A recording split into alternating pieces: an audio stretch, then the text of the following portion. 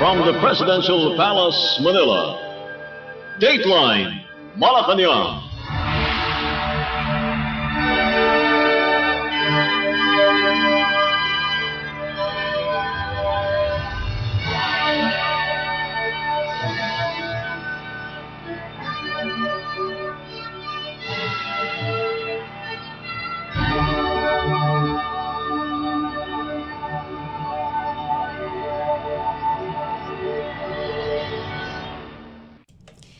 Good day, this is Dateline Malacañang, and here are the news. Malacañang on Wednesday said Philippine President Ferdinand R. Marcos Jr. is open to discussions on flood control measures.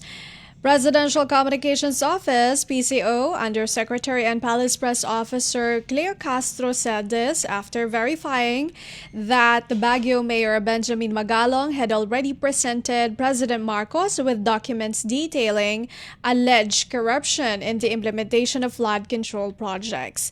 Castro told reporters that Magalong is welcome to meet with President Marcos to examine the alleged inconsistencies in the flood prevention projects. Magalong previously accused several MPs of being involved in flood control project irregularities. Castro told the public that the president is determined to hold all those involved in aberrant flood control programs accountable, regardless of rank or association with him. She said, however, that President Marcos is not identifying anyone at this time because he does not want to falsely implicate innocent individuals. She also recognized that while some Department of Public Works and Highways employees may have been involved in the atypical flood control projects, a large majority are still uninvolved and should not be assumed guilty. Castro said the probe would be done fairly and that flood control projects, particularly those chosen as priority projects, would be closely monitored. Opo, nakapag-submit po ng mga dokumento si Mayor Magalong kay Pangulo at ang Pangulo naman po ay open na makausap si Mayor Magalong. Kahit naman po sino ay open ang Pangulo kung ito naman po ay patungkol sa mga anomalyang flood control project. So, kahit sino po, lalo-lalo na po si Mayor Magalong, welcome po ang Mayor para makausap po ang Pangulo patungkol po dyan. Kung ito naman po ay a priority project at naaayon sa NEP, mas accountability is stricter. Mas lalo itong tututukan ng Pangulo. Pero ito man po ay nasa NEP o parte ng insertions at proyekto ng ibang mga politiko, hindi po nangangahulugan na hindi imbestigahan. Lahat po yan, pantay-pantay na imbestigahan. Presidential Communications Office, PCO Undersecretary and Palace Press Officer Claire Castro. Dateline Malacañang. Malacañang on Wednesday said Philippine President Ferdinand R. Marcos Jr. has continued to trust Public Works Secretary Manuel Bonoan despite the recent finding of ghost flood control projects in certain areas of the country. In a news briefing, Presidential Communications Officer PCO Undersecretary and Palace Press Officer Claire Castro said that President Marcos has not mentioned any plans to take action against Bonoan in light of these concerns. Sa ngayon, wala naman pong nababanggit na anuman ng Pangulo. So kung meron man magiging aksyon patungkol kay Secretary Bonoan, hintayin na lamang po natin. So as of the moment, nandiyan pa rin po ang trust niya. He also commented to former Public Works Secretary Rogelio Singzon's recent assertion that he received feelers from Malacañang regarding a potential return to the Department of Public Works and Highways or DPWH as Bonoan's replacement. Sa ngayon po ay itatanong po natin, bibigyan ko po kayo ng detalye patungkol po dyan. A probe into flood control projects is being conducted in response to claims of irregularities and financial mismanagement. President Marcos also undertook a series of inspections in places where there had been reports of abnormalities in flood control projects. Dateline Malacañang. Malacañang on Wednesday said that Philippine President Ferdinand R. Marcos Jr. has authorized a lifestyle check on all government personnel as part of an ongoing inquiry of the suspicious flood control projects. Presidential Communications Office or PCO Undersecretary and Palace Press Officer Claire Castro said that the lifestyle check applies to the entire executive branch, starting with officials from the Department of Public Works and Highways or DPWH, which is directly involved in the projects under investigation. She also said that President Marcos has requested a continued review of DPWH records. Castro added that the government investigation attempts to identify those responsible for measures that were intended to alleviate floods, but instead generated concerns about the misuse of public funds. President Marcos personally examined 11 flood control projects in Marikina, Iloilo, Bulacan, and Benguet just days after receiving citizen complaints through the government's Sumbong sa Pangulo portal. As of 9 in the morning of Wednesday, the platform received 9,020 reports of problematic flood control schemes. The palace reaffirmed its request to the public to be attentive and report any anomalies in their localities. Ipinag-utos ni Pangulong Ferdinand R. Marcos Jr. ang pagkakaroon ng lifestyle check sa lahat ng mga opisyal sa gitna ng investigasyon patungkol sa maanumalyang flood control projects. Kasabay nito, binigyan diin ni Pangulong Marcos Jr. ang tuloy-tuloy na pag-check sa mga records ng DPWH kaugnay sa mga maanumalyang proyekto. Ongoing din ang investigation ng pamahalaan upang matukoy ang mga nasa likod ng mga proyektong dapat sana ay makakatulong sa solusyon ng malawakang pagbaha sa bansa. Sa ngayon, umabot na sa 11 projects ang personal na na-inspeksyon ng Pangulo sa Marikina, Iloilo, Bulacan at Benguet. Ilang araw matapos na matanggap ang mga reklamo sa sumbong sa pangulo.ph. As of 9 a.m. today, umabot na sa 9,020 na reports kaugnay sa flood control projects ang natatanggap ng Pangulo. Muling hinihikayat ng pamahalaan ang taumbayan na makialam at isumbong sa Pangulo ang mga questionabling flood control projects.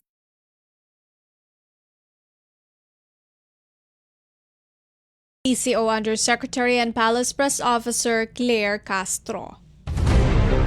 Dateline Malacañang. Malacañang confirmed Wednesday that Philippine President Ferdinand R. Marcos Jr. is offering a new government post to former Philippine National Police PNP Chief General Nicolas Torre III following his sudden relief from the top police post. Presidential Communications Office, PCO Undersecretary and Palace Press Officer Claire Castro told reporters that the job has not yet been announced pending Torre's confirmation. Torre was said to be removed due to irreconcilable issues with the National Police Commission or NAPOLCOM. The palace official assured that there was a good transition, noting that Torre accepted the president's decision. Torre, who took over PNP leadership in June, led high-profile operations such as the arrest of former President Rodrigo Duterte and Kingdom of Jesus Christ leader Apollo Kibuloy. Castro refused to specify whether the position being offered is a cabinet portfolio. Hindi pa po natin maisisiwalat ang detalye patungkol po dito. Pero confirm po na may inaalok pong posisyon. Maliwanag lang po siguro ang pagkakasabi ni Secretary John Vic Rimulya kahapon at mayroon mga issues na hindi na pagkasunduan at we just have to respect the wisdom of the President on this matter. Huwag naman natin masabi nagkaroon ng messy transition because nagkausap naman po sila at alam po natin na naiintindihan ni General Torre kung ano yung naganap at nirerespeto rin po niya kung ano po yung naging desisyon ng Pangulo. Ibibigay po namin na detalye kapag po naayos na po at nabigay na po ang pagsang-ayon ni General Torre. National Communications Office, PCO Undersecretary and Palace Press Officer Claire Castro. Dateline Malacañang. Malacañang dismissed reports that Department of Health or DOH Secretary Teodoro Herbosa was placed on preventative suspension owing of ongoing scandals. Herbosa is said to be facing multiple complaints, including one filed in July by DOH employees with the Office of the Ombudsman about the alleged unauthorized release of 44.6 million pesos in psychiatric drugs to the Rotary Club of Quezon City, which is not authorized to dispense medicine. He is also the subject of an anonymous complaint over the alleged transfer of 1.29 billion pesos in financial advances to UNICEF from February to July 2024, as well as the agency's procurement request for 524 million pesos in vaccines. According to DOH spokesperson Assistant Secretary Alberto Domingo, Herbosa and other DOH officials were at the House of Representatives on Wednesday to update members on the administration's public health goals. Dateline Malacañang. Malacañang said the government has undertaken measures to keep rice prices stable and secure sufficient supply as the country prepares to enforce a 60-day ban on rice import starting next month. Presidential Communications Office, PCO Undersecretary and Palace Press Officer Claire Castro said the Department of Agriculture or DA will implement strict price monitoring to protect consumers from sudden price hikes during the import ban period. Castro added that there is an active coordination between the DA and key stakeholders, including farmers, millers, and traders, to prevent price manipulation in the rice market. Castro also assured the public that there is an adequate supply of rice, noting that the DA is conducting weekly monitoring of buffer stock, complemented by the start of the harvest season. Okay, ayon po sa DA, nakausap po natin, ay magkakaroon sila ng price monitoring to enforce the maximum suggested retail price at nakikipag-usap din po sila sa stakeholders, mga farmers, millers, traders, para hindi po manipula ang presyo at nagkakaroon din po sila ng monitoring ng bigas weekly nationwide. Pa-start na nga din po ang harvest season. So, with that, nakikita po natin na tama po ang supply ng bigas sa atin mula sa local farmers. So, wala po masyadong iniisip na magiging problema ang DA patungkol sa supply ng bigas. Castro said the DA will also release 1.2 million bags or up to 100,000 metric tons or MT of local rice through an auction this week with a floor price expected to range between 25 pesos and 28 pesos. Ayon sa direktiba ni Pangulong Marcos Jr. na pagtibayin pa ang food security sa bansa, maglalabas ng 1.2 million bags o maaaring umabot sa 100,000 metric tons ng local rice ang Department of Agriculture sa pamamagitan ng auction ngayong linggo. Inaasang aabot sa 25 to 28 pesos per kilo ang floor price ng bigas depende sa edad nito.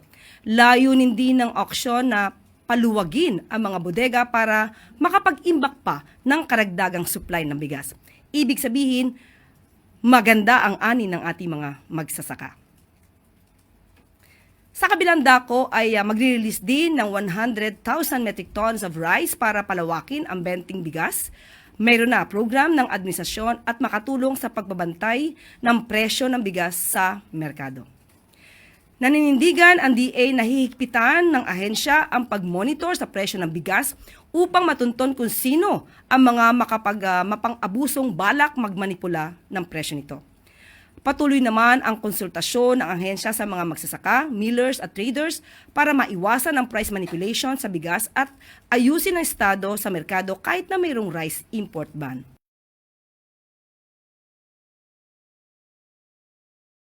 Added that another 100,000 MT of rice will be released to expand the administration's Benteng Bigas Meron Na or BBM Na program and help stabilize the prices in the market. Philippine President Ferdinand R. Marcos Jr. earlier approved the DA's recommendation to implement an import ban from September to October, considering the country's high volume of rice stock inventory. Exempted from the ban are specialty rice varieties such as Japanese, black, and basmati rice. The move is seen to protect local farmers from plunging farm gate prices during the wet harvest, which peaks in October. The DA projects at least 11 million MT of harvest for the wet season, which is set to peak from October to November. Dateline Malacañang. The Department of Agriculture, DA, on Wednesday underscored the need for reforms in the Rice Tariffication Law, or RTL, to better protect Filipino farmers and consumers. This followed the DA's participation in a Senate Committee on Agriculture hearing where it presented proposed amendments to the RTL. In a statement, Agriculture Secretary Francisco Chu Laurel Jr. said the reforms are critical to shielding the country's rice industry, raising farmers' incomes, and helping them recover from the impact of unregulated rice imports. Key proposals include restoring the National Food Authority, or NFA's, powers through calibrated state market interventions, along with its rebuilding and modernization. Another recommendation is the integration of the Rice Competitiveness Enhancement Fund, or RCEF, with the National Rice Program to strike a balance between consumer welfare and farmer protection, sustain domestic production, and provide incentives across the rice value chain. The DA also pushed for a strengthened extension support system to streamline registration and services for Filipino farmers.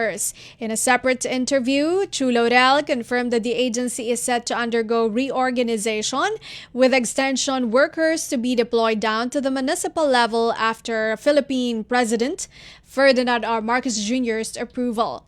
At least 6,000 DA staff are expected to be reassigned from regional offices to the municipal areas by the end of the year. He said the personnel would monitor the situation on the ground for rice, poultry, and high-value crops, among others. Chu Laurel also backed Senator Francisco Pangilinan's plan to bring back the force of the extension system to the DA, eyeing about 20,000 extension staff. Dateline Malacañang. Malacañang said that Philippine President Ferdinand R. Marcos Jr. will embark on a state visit to Cambodia and later attend the United Nations General Assembly, or UNGA, in New York next month. Presidential Communications Officer PCO Undersecretary and Palace Press Officer Claire Castro announced that President Marcos will pay a state visit to Phnom Penh from September 7 to 9. After Cambodia, the chief executive will go to New York to attend the 80th UN General Assembly, where he is anticipated to give the Philippines' stance on critical global concerns and meet with international leaders on the sidelines. Castro said that the president's schedule for both trips, including bilateral meetings in Phnom Penh and speaking appearances in New York, would be announced in the coming days. The president's impending UNGA appearance will be his second since 2022. The 80th session of the United Nations General Assembly will begin on September 8, and the high-level week during which leaders of state and government customarily deliver their addresses will allegedly last from September 22 to September 30. The UNGA is the UN's principal legislative and policy-making body, where leaders assemble to discuss international concerns addressed under the UN Charter. Dateline Malacañang. The Presidential Communications Office, PCO, is proposing a 16 million pesos allocation in its 2026 budget to fight fake news. PCO Acting Secretary Dave Gomez said during the budget briefing for PCO's proposed 2026 budget on Tuesday said it is more of maximizing and leveraging all the social media platforms available to PCO's disposal through its attached agency system. In terms of systems in place, he said the PCO have certain fact-checking and verification processes in place.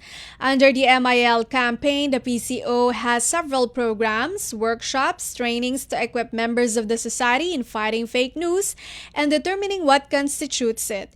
It conducts an MIL fact-checking workshop series with Verifiles. It also seeks to strengthen the fact-checking capacity in government media by training 75 fact-check offices from state media outlets across Luzon, Visayas, and Mindanao. The initiative ensures that state media communicators are equipped with tools and methodologies that detect and counter fake information. It also conducts a training of trainers to create the multipliers for the MIL education. Under the program, the PCO trains educators nationwide, and these educators will later cascade the knowledge to their respective schools and institutions to ensure the sustainability and the consistency of the program. Meanwhile, Gomez defended the PCO's proposed 252 million pesos advertising expenses for 2026. He said, the advertising budget pertains to the plans when the Philippines will host the Association of Southeast Asian Nations or ASEAN Summit next year. He said the Philippines' bid to be a non-permanent member of the United Nations or UN Security Council would also entail additional costs. For 2026, the PCO is requesting for a 2.808 billion pesos budget for its operations as well as that of its attached agencies and government-owned and controlled corporations. The bulk, or 972.2 million pesos, will be allocated for the PCO proper. The rest will be for the Philippine Information Agency, which covers 527.49 million pesos. Presidential Broadcast Service, Bureau of Broadcast Services, 512.54 million pesos. Radio Television Malacañang, 254.21 million pesos. News and Information Bureau, 163.15 million pesos. Bureau of Communication Services, 99.54 million pesos. And National Printing Office, 20.99 million pesos. The PCO budget proposal also include budgetary support to the Intercontinental Broadcasting Corporation, 122 million pesos, and the People's Television Network, 136.76 million pesos. The Apo Production Unit Incorporated does not receive any subsidy from the government. Dateline Malacañang. The Philippine Department of the Interior and Local Government or DILG reaffirmed the Philippines' commitment to combat trafficking in persons in the ASEAN region by pushing for outcome-based monitoring of regional efforts. The DILG underscored the importance of using the Monitoring, Evaluation, Reporting, and Learning or MERL framework to measure the actual results and impact of anti-trafficking initiatives. This direction is fully aligned with the ASEAN Convention Against Trafficking in Persons, especially Women and Children, or ACTIP. The DILG Assistant Secretary Lilian De Leon said they have collectively laid the groundwork by establishing the necessary tools and processes to strengthen our regional system for monitoring and reporting on trafficking in persons. To help ASEAN stakeholders effectively apply the system, the ASEAN Senior Officials Meeting on Transnational Crime Philippines recently organized the first ASEAN workshop on monitoring and reporting of the MERL framework. The workshop trained officials from ASEAN member states and sectoral bodies on data harmonization, reporting tools, and coordinated implementation of the ASEAN Multi-Sectoral Work Plan Against Trafficking in Persons 2023 to 2028, Bohol TIP Work Plan 2.0. De Leon urged ASEAN partners to sustain momentum and deepen cooperation. The Philippines will continue this push with the hosting of the second MERL workshop in Manila in February 2026, reinforcing the country's leadership in promoting evidence-based action and shared accountability across ASEAN. This initiative is supported by the ASEAN-Australia Counter-Trafficking or ASEAN ACT program. Aside from the Philippines, ASEAN members include Brunei, Cambodia, Indonesia, Laos, Malaysia, Myanmar, Singapore, Thailand, and Vietnam. Dateline Malacañang.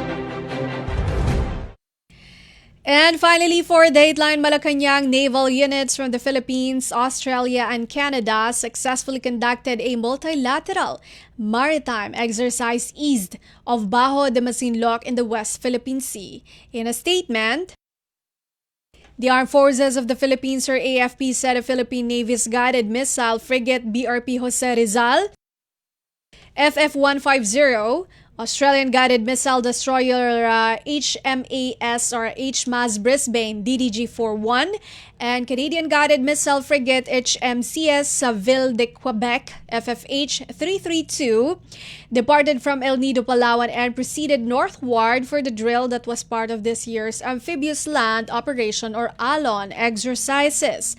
The AFP did not provide specific details on when the ships departed from Palawan and their itinerary for security reasons. It said the activity featured two components, including air defense exercise that honed the participants' capability to counter simulated aerial threats through coordinated defensive measures. Another component was a photo exercise that showcased precision formation sailing and multinational naval professionalism. More than 3,600 troops from the Philippines, Australia, and the United States and Canada are taking part in Exercise Alon 2025 that is being held across the joint operational area of the AFP's Northern Luzon Command and Western Command from August 15 to August 29. Dateline Malacañang. And that is all for today's Dateline Malacañang for Radyo Pilipinas World Service. This has been Bea Gaza-de Guzman. From the Presidential Palace, Manila, Dateline Malacañang.